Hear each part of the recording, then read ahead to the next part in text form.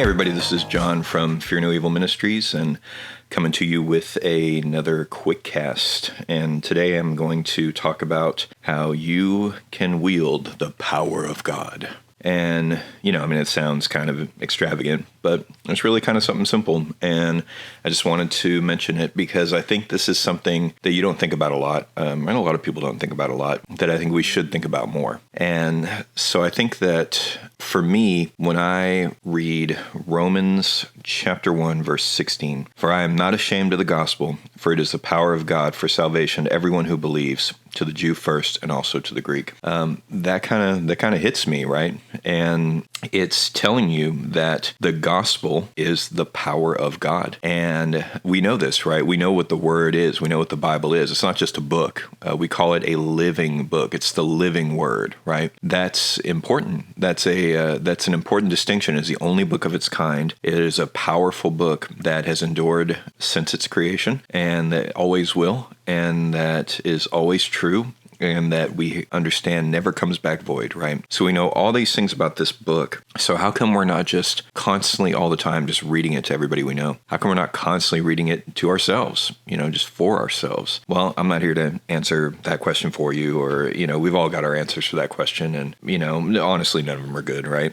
None of them are good, but that's okay. We've all got growing to do. But part of that is learning and having perspective, right?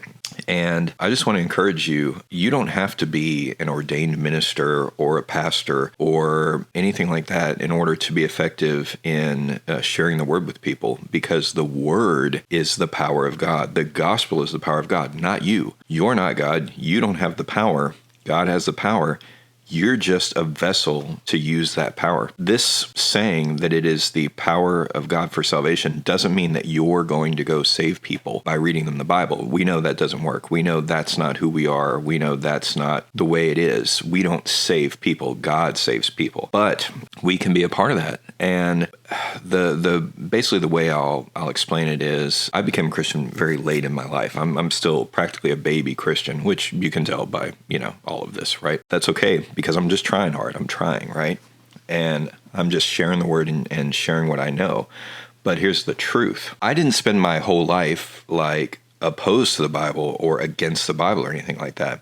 I just wasn't raised in a really Christian home. I didn't get taken to church. I didn't really live around it. And I didn't, hang out with people who lived around it. I didn't hang out with people who were curious about it or who wanted to tell me about it.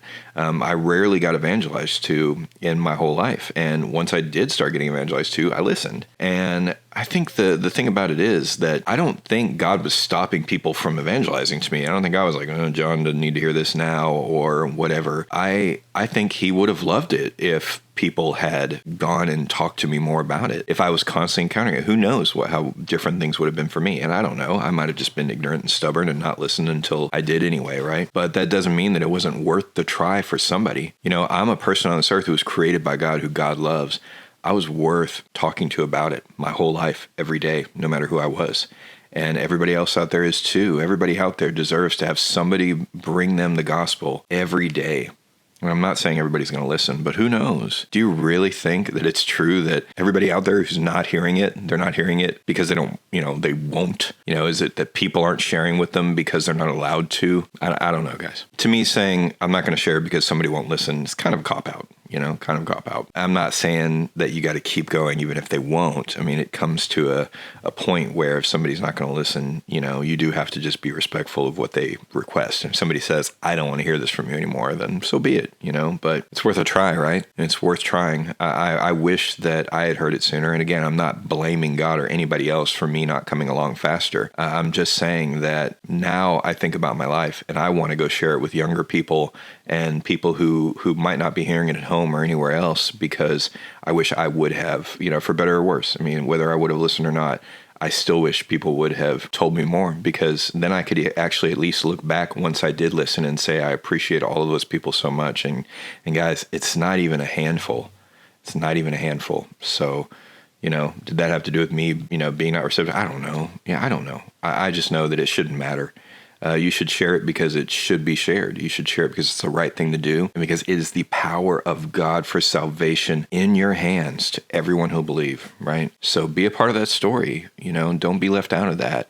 Share the gospel all the time as much as you can with everybody that you have an opportunity to, because you never know what that's going to do for somebody's life. You're never going to know how much they need it until you tell them, right? So anyway, just something to think about. Thanks for listening, y'all. God bless.